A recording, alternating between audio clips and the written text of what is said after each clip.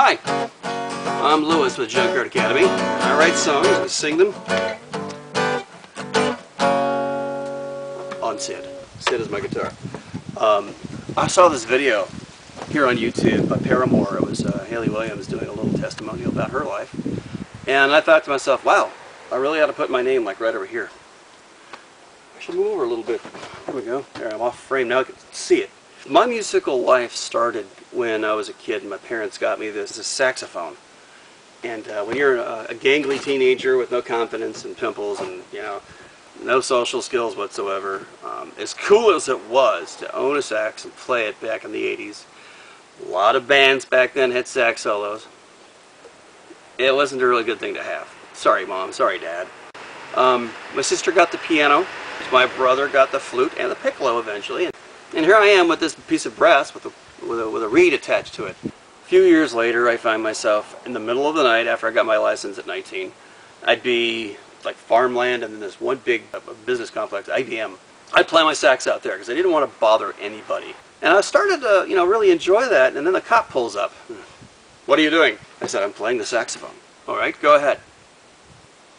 So I play, and I did that little echoey thing with the harmonies, and he does one of these, gets back in his car and drives away. I'm pretty sure that's the same guy that pulled me over on that same road when I was driving my '68 Volkswagen. Getting back to the whole music end of things, my brother decided to try the guitar, and he picked one up, and it was just this, like, you know, crapo guitar you buy at a garage sale or a thrift shop. And I decided one day just to borrow it from, hey Walter, can I borrow that? Yes. Cool. So the youth groups on Friday nights or something like that, there was a few guitarists, and I would learn by watching them. I know how to draw a treble clef. I know what staff music is. Don't ask me to read it. Eventually, we're sitting there in the family room watching TV, and my dad sees something on the TV. He says, oh, that's pretty cool. And I look up, I go, really? And I have the guitar in my lap like this. And the strings are off it because I'm changing the strings. It's the 12 string I just picked up. And I rested my hand on the neck of the guitar, and the neck fell off. Thus began my 20-year hiatus from music. We flash forward to my 40th birthday, and my wife gives me this guitar. Flashing further back from that moment, I attended a housewarming party, and he's got a lot of really cool guitars, and they're all hanging on the walls on hooks with the frames around them. Looks like they're display cases. I was told that his mentality was that they were instruments, they were tools. You know, feel free and play one, it's okay. So I picked up his white Epiphone and started playing it. I fell in love with playing again.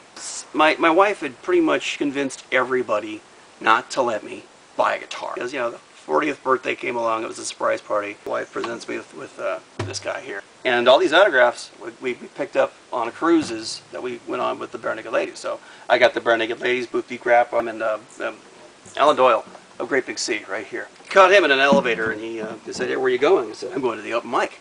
There's an open mic on the ship. So my first actual performance playing a song was in the middle of a sea, probably sailing next to Cuba somewhere. Hey, Castro. He's in the back of the bar. There's like 200 people in there. I sign up and say, okay, my name is Lewis, and I'm going to be doing this song. It's an original. Well, I see the caliber of the acts that are getting up on this stage, and I realize I'm far outclassed. So I go back to the guy with the clipboard and said, I'd like to change my tune. And because I was wearing these kind of glasses that had sort of a thick border on the edge, not like these, but they were thicker here. So right over on my blind spot over this side was Alan Doyle, leaning against the bar. And I hear him say, no, play the original. He's got this accent from Newfoundland. And I look over, and there he is. I'll play the original. So I play the original. And unfortunately for him, he wasn't in the bar when that happened. And I murdered it in a bad way. You know the progress meter on MP3, how it goes nice like this? Well, mine did this. Fire. And it did that a lot, and then it finally ended, and something weird happened. People applauded. Kevin Hearn's dad and brother, it's Kevin Hearn's the keyboardist for Bare Naked Ladies, they walk up to me, put a hand on each shoulder and squeeze and say, you did a great job, keep it up. What? Thus began my love affair with writing music. The next morning I'm out and about on the ship because I wake up early. I'm old now, it happens. And there's Alan Doyle over by the coffee and tea station, and he sees me with my guitar because I don't go anywhere on the ship without it. He said, oh, how'd the song go? Sorry, I had to leave. I'm like, oh. I murdered it. He's all, oh, good. I go, no, I murdered it. It was dead and bleeding. He's all, oh, everyone has to do it once. I said, what? He's all, fuck up on stage. I'm like, oh. He wants to play my guitar. He's like plucking the strings. You want to try it? He said, yes. So I got a picture of him playing the guitar. And he autographed it, and he told me keep plugging. And that's the advice I have for every musician out there now. And if you feel any kind of like hindrance blocking you from your art, take that energy and turn it into something. Because there's nothing worse than moping around the house in your pajamas at 3 in the afternoon, wondering if you'll ever go anywhere. I've done it many times, trust me. I'm up to 70 plus tunes now, and I've had friends, family, and here's the good part, strangers, tell me that it's good enough.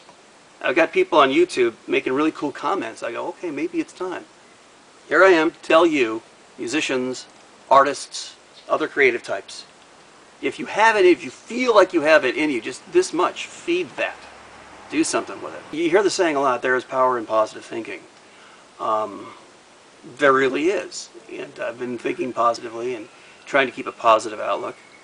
Now I have something I didn't have 3 or 4 months ago, and that is a degree of confidence in what I'm doing. So let's see here.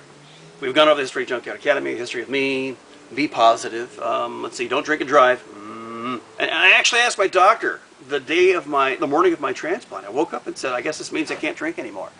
And trust me, I enjoy single malt. I love 25-year-old single malt, but I cannot afford it.